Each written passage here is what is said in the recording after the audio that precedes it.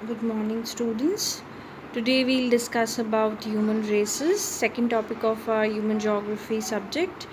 And first of all, we'll learn the definition of race. What do you mean by race? इसको हिंदी में इस प्रकार से बोलते हैं प्रजाति का अर्थ। अब सर्वप्रथम हम इसको इस प्रकार समझ सकते हैं कि प्रजाति शब्द जो है वो रज्जा शब्द से लिया गया है जो इतालवी भाषा का है और इसका अर्थ है नस्ल। यह एक जैविक विचार है। That is it's a biological concept, it's not a cultural concept.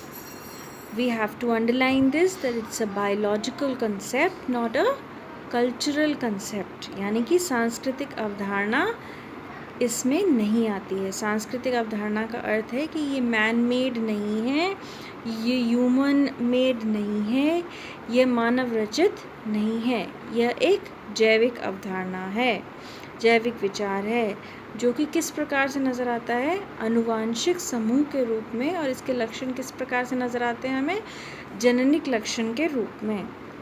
अब इसको मानव प्रजातियों के वर्गीकरण के आधारभूत तत्व, किस प्रकार से हम मानव प्रजातियों को वर्गीकृत कर सकते हैं, on what basis we can classify human races. So there are two elements for that. What are the elements, phenotypes and genotypes. The first number is, जिसको हम कहते हैं बाह्य शारीरिक लक्षण, और दूसरा है जीन की समानता। इसको सीधे सरल भाषा में समझने के लिए हम 3 व्यक्तियों का उदाहरण स्थापित करेंगे। तो 3 व्यक्ति के उदाहरण क्या हैं वो, पहला तो श्वेत रंग के रॉजर फेडरर, श्याम रंग के उसेन बोल्ट और पीत रंग के जी जिनपिंग।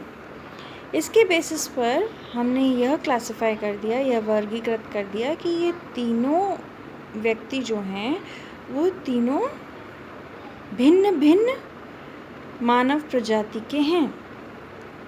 तो किस बेसिस पर किया यह किया मानव की त्वचा के रंग के बेसिस पे।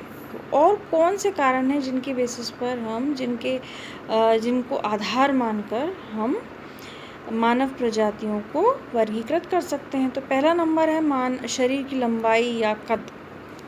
फिर दूसरे नंबर पर आता है हमारा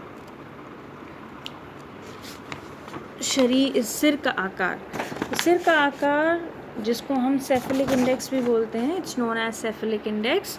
and it's how we can obtain cephalic index. It's equals to cranial width divided by cranial length into 100. That is सिर की चौड़ाई बटे सिर की लंबाई इंटू 100। इसके बेसिस पर, इसके आधार पर 3 प्रकार के सिर जो है, सिर की लंबाई चौड़ाई के आधार पर वर्गीकृत किए गए हैं, लंबा, मध्यम और चौड़ा सिर। फिर उसके बाद तीसरे नंबर पर है बालों की बनावट। बालों की बनावट के आधार पर भी हम मानव प्रजातियों को वर्गीकृत कर सकते हैं। नासिका की आकृति के आधार पर भी हम मानव प्रजातियों को वर्गीकृत कर सकते हैं। और नासिका सूचकांक निकालते हैं। नासिका सूचकांक में नाक की चौड़ाई बटे नाक की लंबाई into 100। It is known as nasal index in English. एंड फिर उसके बाद आता है कपालधारिता। शाब्दिक अर्थ जब हम देखते हैं कपालधारिता, तो कपालधारिता का अर्थ है कपाल कितना धारण कर सकता है, यानी कि कपाल की क्षमता क्या है। और उसके बाद फिर आता है त्वचा का रंग। त्वचा के रंग के ऊपर तो हमने पहले ही उदाहरण स्थापित कर लिए हैं। अब आता है मुखाकृति। मुखाकृति का अर्थ क्या है, मुखाकृति क्या वो चौड़े मुख का है, क्या मध्यम मुख का है, क्या लंबे मुख का है। फिर उसके बाद है आँखों का रंग। तो यह सभी कारण विशेष जो हैं वो बाह्य आपकी शारीरिक संरचना में होते हैं। आँखों का रंग, उसकी बनावट, होंठ का आकार, इसके बेसिस पर, इसके आधार बनाकर, इन सभी बाह्य शारीरिक लक्षणों को आधार बनाकर आप मानव प्रजातियों को वर्गीकृत कर सकते हैं।